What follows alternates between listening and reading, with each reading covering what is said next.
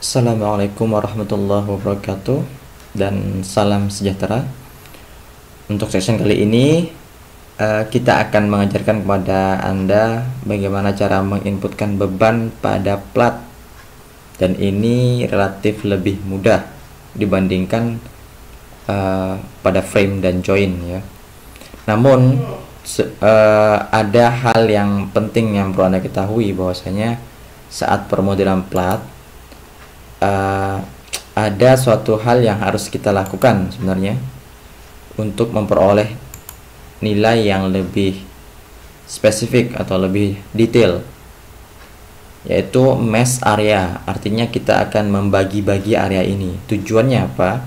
Tujuannya di saat analisa output ya, Anda akan memperoleh nilai yang lebih detail dan akurat untuk plat itu sendiri. Mungkin Anda cukup bingung ya, bagi apa itu mesh area. Kita akan langsung beri contoh kepada Anda. Ada blok plat yang Anda ingin mesh area. Jadi sebelum menjelaskan tentang input bebannya, kita akan jelaskan terlebih dahulu mesh area seperti apa. Anda klik edit, kemudian mesh area. Misalkan kita akan membagi plat ini menjadi 2x2. Anda bisa lihat. Nah, plat ini sudah terbagi menjadi 4 ya, 1, 2, 3, 4 seperti itu. Misalkan kita ingin membagi lagi menjadi 5x5 atau 5x4 atau 5x8, terserah Anda. Seperti ini. Jadi ada 5x5, ada 25 plat. Atau mungkin Anda ingin lebih detail lagi, edit mesh area, mungkin 12x12. Jadi tidak harus sama ya. Jadi misalkan 12, 5 tidak masalah, oke. Okay. Nah, Anda bisa lihat di sini. Jadi ini akan berguna sekali saat Anda menganalisa output khususnya untuk plat. Jadi apabila Anda menggunakan 2x2 seperti ini, 5x5 atau 12x12, otomatis output sub untuk 2x2 atau 4 ini akan lebih sedikit dibandingkan dengan output plat yang 5x5 atau bahkan dengan 12x12.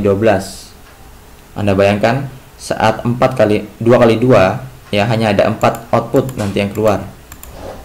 Sedangkan saat 5x5 ada 25 output, dan sedangkan 12x12 akan ada 144 output yang akan keluar. Otomatis hasil yang akan diberikan lebih akurat yang plat yang memiliki mesh area lebih banyak.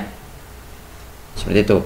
Jadi ini nanti fungsinya pada saat analisa output atau perilaku atau momen-momen pada plat itu sendiri.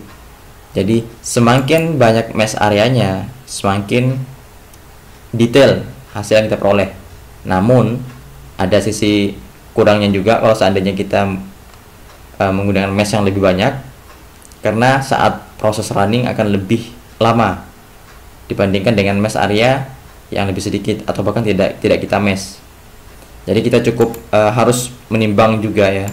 Jadi seandainya Anda meninjau 100 lantai, kemudian Anda mesh area seperti ini, ya tentunya Anda harus membutuhkan spesifikasi komputer yang lebih tinggi, karena itu akan memakan waktu lama sekali.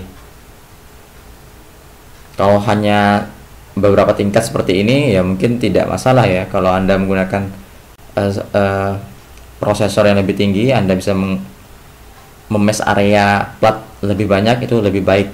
Jadi kita harus melihat sikonnya juga seperti apa, oke? Jadi itu untuk mesh area. Kemudian bagaimana cara menginput beban? Ya, cara menginput beban, kita pilih areanya,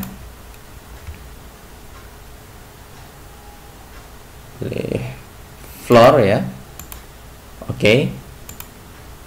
Jadi terpilih semua.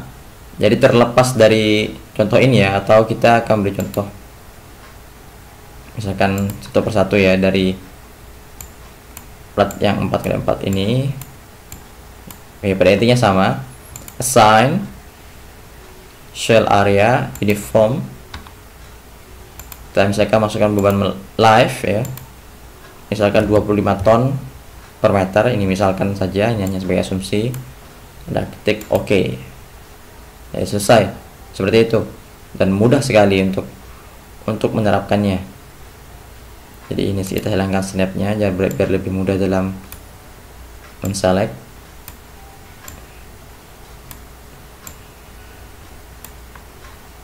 Assign, kita ulangi lagi, uniform, kemudian live, kita pastikan 13 misalkan.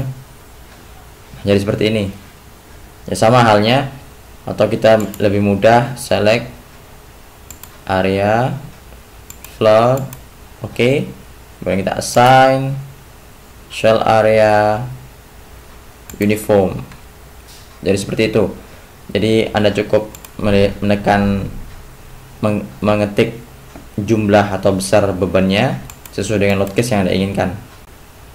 Replace, add, tentu Anda sudah mengetahui dengan penjelasan sebelumnya. Seperti itu ya. Jadi sangat simpel sekali untuk plat, namun saya perlu tekankan sekali lagi mengenai mesh area. Itu yang harus Anda perhatikan untuk khusus kasus plat ya.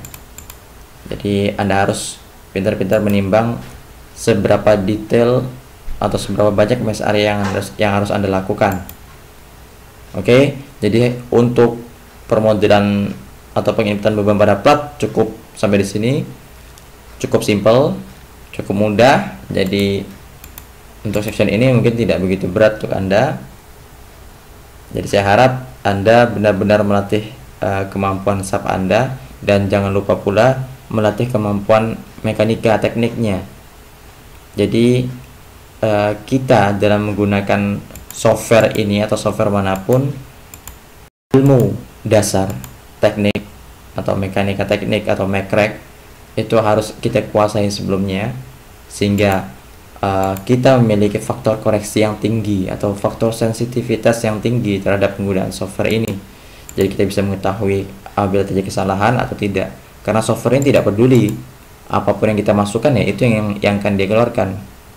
Seperti saya katakan di awal, apabila kita masukkan sampah, ya sampah yang dia keluarkan.